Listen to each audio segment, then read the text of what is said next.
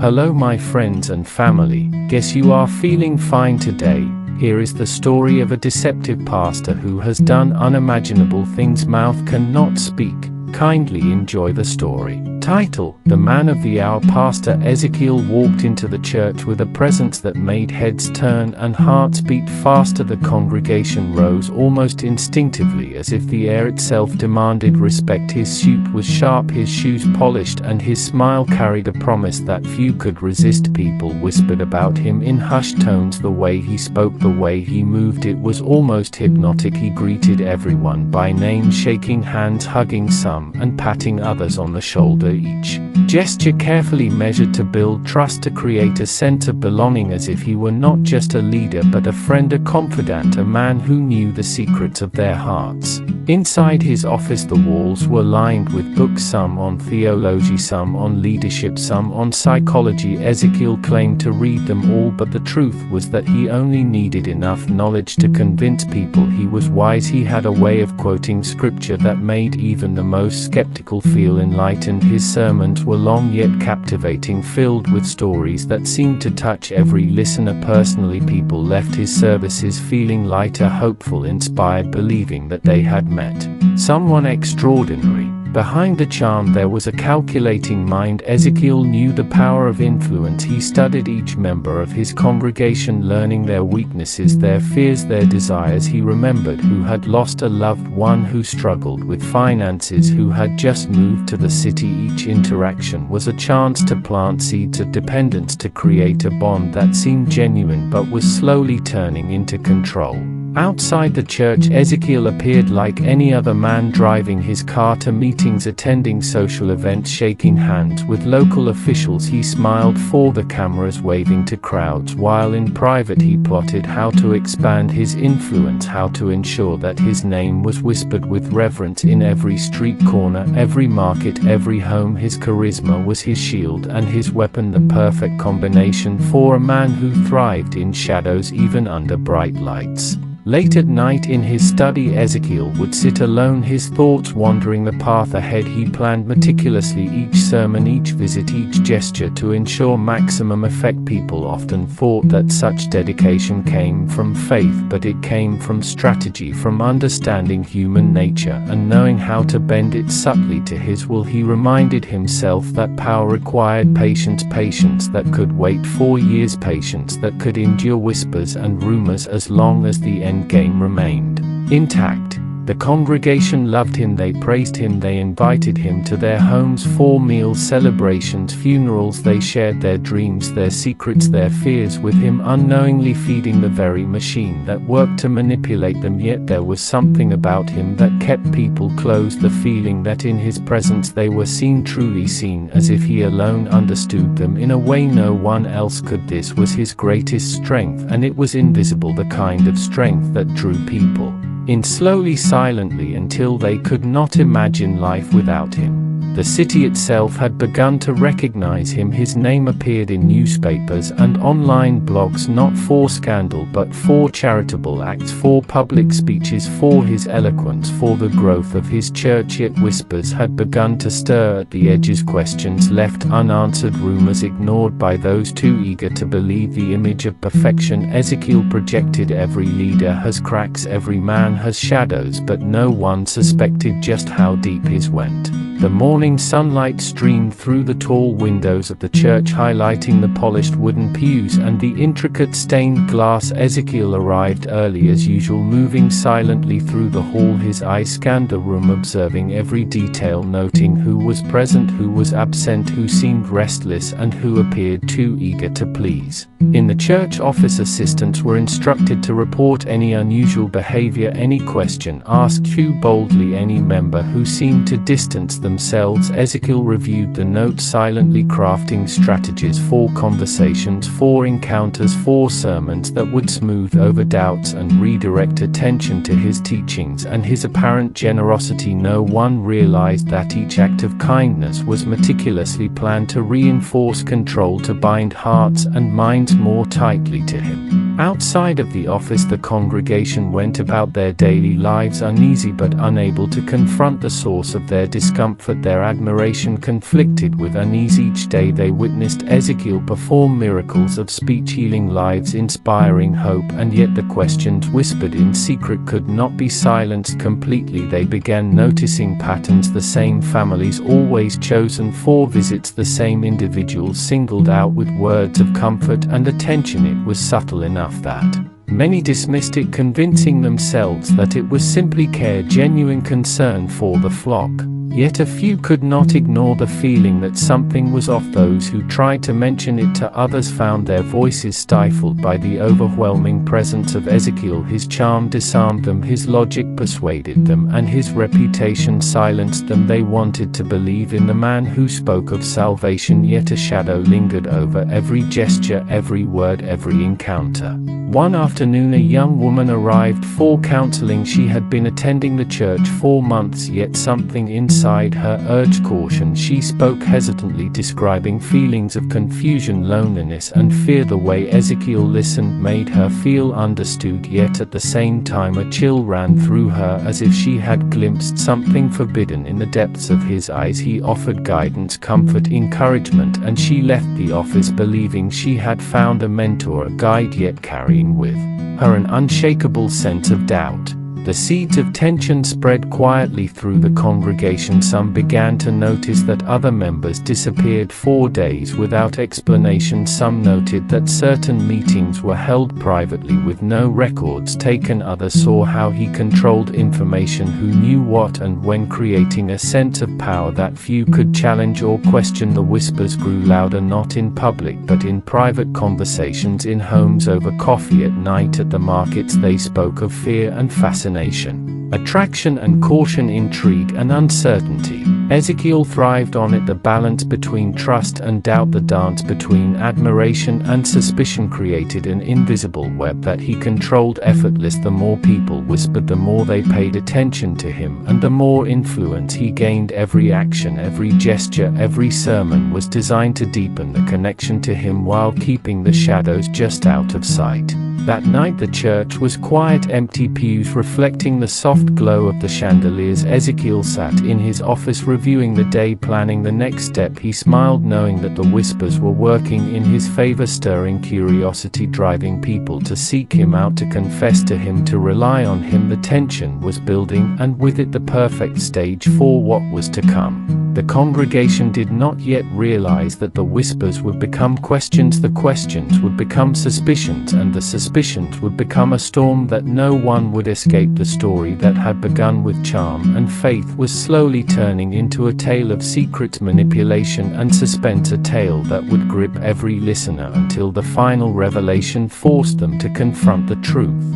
The web of trust. Pastor Ezekiel's influence had grown beyond the walls of the church. Each handshake, each word of comfort, each sermon meticulously crafted to weave a web that drew the congregation closer while keeping them unaware of the subtle control he held over their lives. The city spoke of him with admiration, calling him a man of vision, a spiritual guide, a source of hope. Yet beneath the praise lay unease, quiet and persistent. He began visiting families more frequently, attending birthdays, weddings, funerals, often appearing at the most unexpected moments. His presence created an illusion of omnipresence, as if he knew everything that was happening everywhere. His visits were carefully planned to make the recipients feel chosen, special, recognized, while the rest of the congregation looked on with a mixture of envy, admiration, and curiosity. Those chosen often became his closest allies, unknowingly drawn into the web he spun. Inside his office, Ezekiel maintained records of interactions, meetings, conversations, and observations. He knew who needed encouragement, who required discipline, who could be swayed easily, and who resisted influence. He memorized details about members' lives, their struggles, their dreams, their fears, using the knowledge to guide conversations, to create dependence, to subtly manipulate perception. He appeared spontaneous, but every move was a calculation aimed at strengthening loyalty and trust.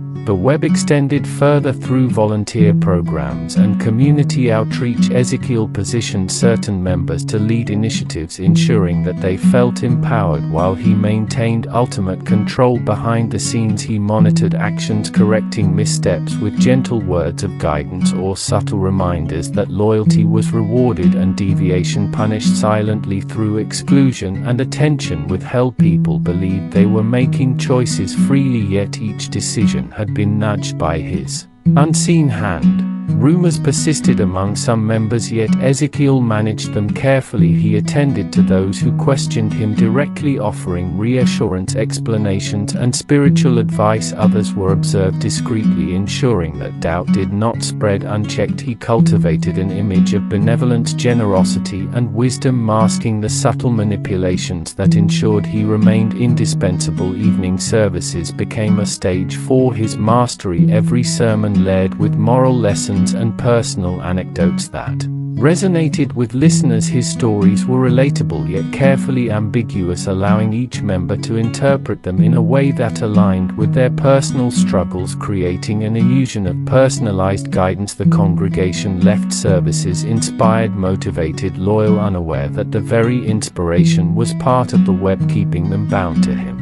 Ezekiel's strategy extended to the selection of confidants. Those who received his attention felt special, elevated above others. They defended him in private conversations and in public appeared unwavering in their loyalty. Their admiration strengthened his influence further, creating a circle of trust that shielded him from scrutiny and provided the illusion of unquestioned authority. The web was growing, each thread strategically placed, each knot carefully tied.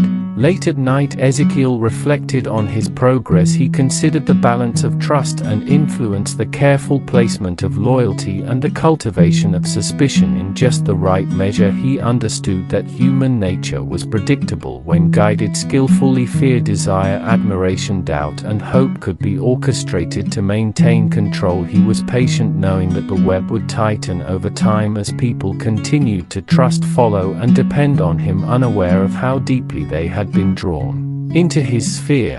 Yet even as the web expanded, so did the risk. Small missteps unnoticed by many could unravel everything. He considered contingencies, calculated responses to potential exposure, and prepared subtle diversions for any member who might question the balance of power. His mind worked endlessly, devising methods to maintain the perfect equilibrium between visibility and mystery, between admiration and fear, between dependence and doubt. The city outside carried on, unaware of the subtle manipulations occurring within the walls of the church. People attended services, sought guidance, confessed their struggles, believing they were receiving divine counsel. Yet each interaction reinforced the web of trust that Pastor Ezekiel had spun. Every gesture, every word, every act meticulously designed to ensure that he remained the center of attention, influence, and control.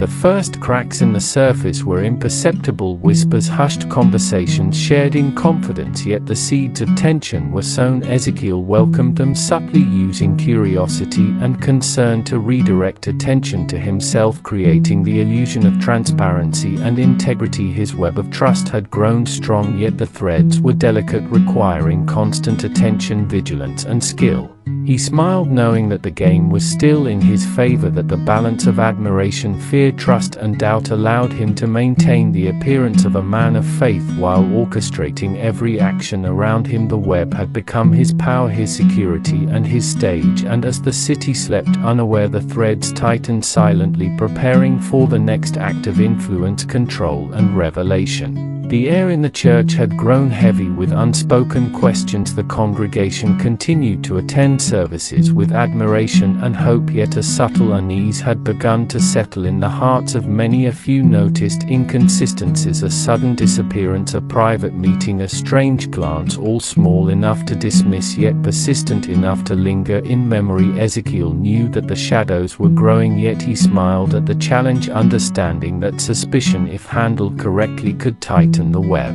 rather than unravel it.